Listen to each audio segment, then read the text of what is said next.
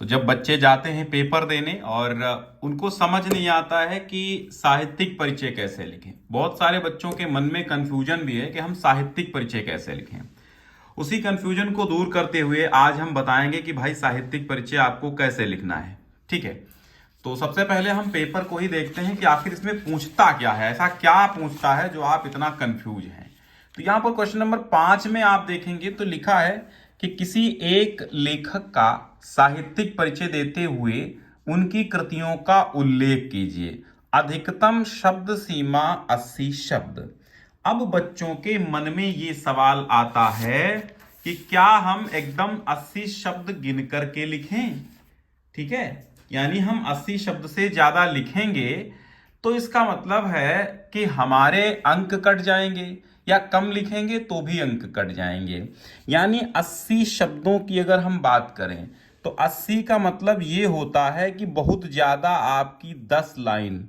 ठीक है, अब बताओ 10 लाइन में कौन सा जीवन परिचय, कौन सा साहित्यिक परिचय आपका क्लियर होगा। तो देखिए, इसके चक्कर में आप मत पड़िए। अगर आप 80 शब्दों के चक्कर में पड़ेंगे तो यूपी बोर्ड में जो एग्जामिनर होते हैं वो लगभग 70-80% वो लोग हैं जो 80 शब्दों पर विश्वास नहीं करते। उनको साहित्यिक परिचय पूरा चाहिए, पूर्ण चाहिए। 10-20% लोग हैं जो इसको फॉलो करते हैं, लेकिन ये अपना निजी विचार है। आपको क्या करना है, आपको 80 शब्दों के भ्रम को छोड़ना है। मैं दिखा रहा हूं, सेम वैसे लिखिए, कोई भी एक अंक नहीं काटेगा। यहां पर आपको 3+2 5 लिखा दिखाई दे रहा है। इसका मतलब क्या होता है, तो 3 अंक का आपका होता है साहित्यिक परिचय। ठीक है, जो साहित्यिक परिचय आप लिखते हैं 3 अंक का होता है। 2 अंक का आपका होता है, ये रचनाएं होती हैं। रचनाएं या कृतियां जिन्हें कहते हैं, ये 2 अंक की होती हैं। तो कुल मिला के एक जीवन परिचय, साहित्यिक परिचय आपका 5 अंक का होता है। इसी तरह एक कवि का भी पूछा जाता है कि किसी एक का साहित्यिक परिचय देते हुए उनकी काव्य कृतियों का उल्लेख कीजिए। इसमें भी वही नियम लागू होता है। 3 अंक का क्या होता है साहित्यिक परिचय, 2 अंक का आपका कृतियां होती हैं, कुल मिला के 5 अंकों का ये होता है। तो सर सवाल ये 10 नंबर का है। हर एक बच्चे के ये 10 अंक का सवाल है कि अगर इसमें कहीं चूके तो इसमें 8 और 7 ना मिल जाए, मतलब 3.5 3 नंबर ना मिले। ऐसा ऐसा होता ना कि 5 का आपने दिया और सही नहीं दिया तो 3 ही अंक मिले, या 2 ही मिले, या 4 ही मिले। तो उससे बचने के लिए क्या उपाय है वो आप समझिए। उपाय बस यही है कि आप ढंग से देख लीजिए कि साहित्यिक परिचय लिखा कैसे जाता है। ठीक है, तो आइए हम दिखाते हैं आपको। सपोज दैट ये हमारे पास एक कॉपी है। ठीक है, ये कॉपी है। अब इस कॉपी में साहित्यिक परिचय आपको कैसे लिखना है ये बताया गया है। ठीक, अब यहां देखिएगा, यहां देखिएगा। हाँ ठीक है, हमने प्रश्नोत्तर नंबर 5 ले लिया और यहां पर यह बताया गया है, प्रश्नोत्तर नंबर 5 है। यहां पर यह बताया गया है कि आप साहित्यिक परिचय दीजिए और ये एपीजे अब्दुल कलाम का है। अब हम क्या करेंगे, इसको हम किनारे रखेंगे पेपर को। अब हम सीधे से देखेंगे। सबसे पहली बात तो इसमें एक फ्लो चार्ट का निर्माण किया जाता है। बहुत सारे बच्चों का सवाल है कि सर फ्लो चार्ट बनाना हमें नहीं आता, आप बता दीजिए। तो आपके सामने ये फ्लो चार्ट है। यहां हमने सीधी सी बात है प्रश्नोत्तर नंबर 5 लिख दिया। का फर्स्ट हम कर रहे हैं तो का फर्स्ट आप कर लीजिए। डॉक्टर एपीजे अब्दुल कलाम का है तो आप एपीजे अब्दुल कलाम लिख लीजिएगा। फिर आप डालिए साहित्यिक परिचय, फिर यहां पर संक्षिप्त परिचय। और ये आपका जो कॉलम बना हुआ है ये पूरा का पूरा कॉलम ही आपका संक्षिप्त परिचय या फ्लो चार्ट कहलाता है, जिसमें लेखक का, कवि का जन्म, जन्म स्थान, पिता माता, शिक्षा प्रसिद्धि, लेखन विधा, प्रमुख रचनाएं, मृत्यु, ये थोड़ा बहुत चेंजेस हर एक उसमें कर सकते हैं। किसी के पिता का नाम, माता का नाम है तो किसी का नहीं है। जिनका है उनका लिखिए, नहीं है तो ना लिखिए। कोई जरूरी थोड़ी होता है कि सबके माता पिता का नाम होना ही चाहिए, क्योंकि बहुत पुराने जमाने में यह था कि माता पिता के नाम नहीं होते थे। बहुत सारे लोगों के याद भी नहीं होते थे और लोगों को जरूरत भी बहुत कम पड़ती थी। वैसे पिता का नाम चलता था और माता का लोग नहीं लिखते थे। तब मार्कशीट पे नहीं आता था माता का नाम। इसके बाद जब गड़बड़ियां होने लगी तो माता का नाम भी पड़ने लगा। ठीक है, तो यहां पर कोई समस्या नहीं है, लेकिन आपको फ्लो चार्ट बना लेना है। इसमें एक संक्षिप्त परिचय दिया जाता है, इसी को हम फ्लो चार्ट कहते हैं। और यहां पर A to Z चीजें सही होनी चाहिए। जन्म और मृत्यु, जन्म स्थान, पिता माता, जो भी हैं, किस विधा के लेखक हैं, भाषा शैली क्या है, जो भी चीजें पढ़नी है वो आप यहां पर डाल दीजिएगा। अब बात आती है, इतना हमने फ्लो चार्ट बना लिया, अब चलते हैं साहित्यिक परिचय की ओर। ठीक है, अब ये साहित्यिक परिचय आप देखिएगा, यहां हमने साहित्यिक परिचय लिखा।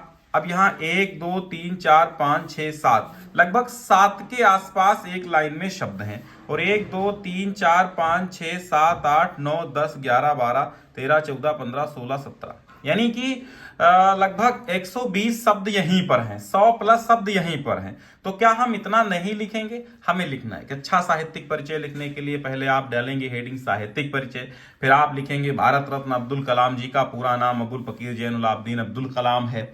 फिर लिखेंगे इनका जन्म जो हुआ था 15 अक्टूबर, अब इसको हाईलाइट कर देंगे, जन्म स्थान और ये सब आप डार्क कर लेंगे। जैसे हम यहां पर दिखा रहे हैं सेम आपको ऐसे ही काम करना है, तो 5 में से 5 अंक पूरे मिलेंगे। फिर इसके बाद आप उनके बारे में थोड़ा सा लिखते चले जाएंगे कि इन्होंने ये किया, वो किया, वो किया, जो भी इन्होंने कार्य किए हैं वो सब लिखना है आपको। फिर आप लिखेंगे इसरो से सेवानिवृत्त होने के पश्चात इतने से इतने तक, जो भी मुख्य बिंदु हैं आप उन मुख्य बिंदुओं को अंडरलाइन करेंगे, या ना करें अंडरलाइन तो डार्क से लिखें। ठीक है, डार्क से लिखें तो अच्छा रहेगा। तो ये हो गया आपका साहित्यिक परिचय। ठीक है, थोड़ा सा साहित्यिक परिचय जब तक पूर्ण नहीं होगा तब तक अच्छी बात नहीं है। फिर आप कृतियां डालेंगे, तो जितनी कृतियां हैं इन कृतियों को आप शब्दों की सीमा में ना लाएं, क्योंकि कृतियां एक अलग चीज हैं। ठीक है, शब्द सीमा 80 शब्द तो है, लेकिन कृतियां अलग चीज। अब यही आपका 2.5 पेज में समझ लो एक प्रकार से साहित्यिक परिचय आया है। तो अब आप बताइए इसमें हम क्या कम कर सकते हैं? कुछ भी तो नहीं कम कर सकते। तो एक पूर्ण जीवन परिचय, पूर्ण साहित्यिक परिचय लिखने के लिए हमें कुछ कम नहीं करना है। बस ये ख्याल रखना है कि हमें 10 मिनट में ही पूरा साहित्यिक परिचय लिख देना है, और 15 मिनट में दोनों साहित्यिक परिचय 15 से 20 मिनट में ही कर देने हैं, नहीं तो समय नहीं बचेगा आपके पास पूरे पेपर को हल करने के लिए। इसके बाद आता है एक कवि या कवित्री का साहित्यिक परिचय। अब यहां पर देखिए, इसको हम फ्लोचार्ट कैसे बनाए हैं, इसमें जितनी चीजें हैं बहुत ज्यादा नहीं है। तो इसमें हमने लिख दिया साहित्यिक परिचय किसका है, 5 खा और सेकंड महादेवी वर्मा। संक्षिप्त परिचय में पॉइंट्स हमने आउट कर दिया, यानी कि फ्लो चार्ट का निर्माण यहां पर कर दिया। अब यहां फ्लो चार्ट बनाने के बाद फिर से हमने हेडिंग डाली, और हेडिंग डालने के बाद साहित्यिक परिचय हेडिंग डालने के बाद हमने उसी तरह बहुत कायदे से हाईलाइट कर दिया, चीजें अंडरलाइन कर दिया, डार्क कर दिया, जो भी पॉइंट अच्छे से अच्छे हैं। ठीक, फिर इनकी पूरी बातें लिखने के लिए अब इसी में साहित्यिक परिचय है, इसी में जीवन परिचय की देखो शुरुआत में जीवन परिचय की 3-4 लाइनें हैं। ठीक, अब बच्चों का यह सवाल होता है कि सर साहित्यिक परिचय में जीवन परिचय लिखना है नहीं लिखना। हेडिंग आप डालिए साहित्यिक परिचय, लेकिन जीवन परिचय शुरुआती लाइनें परिचय तो आप देंगे भाई शुरुआती लाइनों में कि क्या इनका परिचय है। तो आधुनिक युग की मीरा के नाम से विख्यात महादेवी वर्मा का जन्म ये हुआ था, कहाँ हुआ था, जन्म स्थान और माता पिता ये लिख दिया। फिर यहाँ से साहित्यिक परिचय शुरू हो जाता है कि इनकी रचनाएं चांद पत्रिका में प्रकाशित हुई, काव्य प्रतिभा के लिए इन्हें ये पुरस्कार मिले, और यही सब साहित्यिक परिचय होता है कि कौन सी कृतियां प्रसिद्ध हैं, कौन से पुरस्कार इनको मिले, कहाँ कहाँ पर इनको प्रसिद्धि मिली, कौन कौन सी उपाधियां मिली, यही साहित्यिक परिचय होता है। और अंत में निधन हो गया लिख के फिर कृतियां लिख देंगे। तो अब ये देखो आप 2 ही पेज में आ गया। ठीक है, ये 2 ही पेज में आ गया। तो डिपेंड करता है कि एक कवि का, एक लेखक का, ये डिपेंड करता है कि एक कवि एक लेखक का मतलब वही है कि क्या बारे में उसके है। जितना लंबा उसके बारे में चीजें होंगी तो साहित्यिक परिचय और जीवन परिचय बड़ा हो ही जाएगा। इसमें हम और आप कुछ नहीं कर सकते। 80 शब्द गिनने बैठेंगे तो हम इधर 80 शब्द गिनेंगे तो उधर नंबर कम होते चले जाएंगे। यानी 80 शब्दों में आप बताओ इतना हम लिखते तो क्या लिखते, ना इसमें कृतियां आती ना इसमें कुछ। तो आप उसमें भ्रम मत पालिए, और मैंने जैसे बताया साहित्यिक परिचय में भी जीवन परिचय इन्वॉल्व करिए, क्योंकि जैसे हमने कहा यहाँ पर साहित्यिक परिचय आप हेडिंग डालिए, लेकिन यहाँ पे 4-5 लाइनों में इनके जन्म और स्थान जीवन के बारे में थोड़ा सा लिख देंगे, जिसके बाद लिखने के बाद आपको इसी में साहित्यिक परिचय इन्वॉल्व करके फिर हेडिंग कृतियां डाल के पूरा आप कंप्लीट कर देंगे। उम्मीद है आपको बहुत समझ में आया होगा। चलिए मिलते हैं नेक्स्ट सेशन में।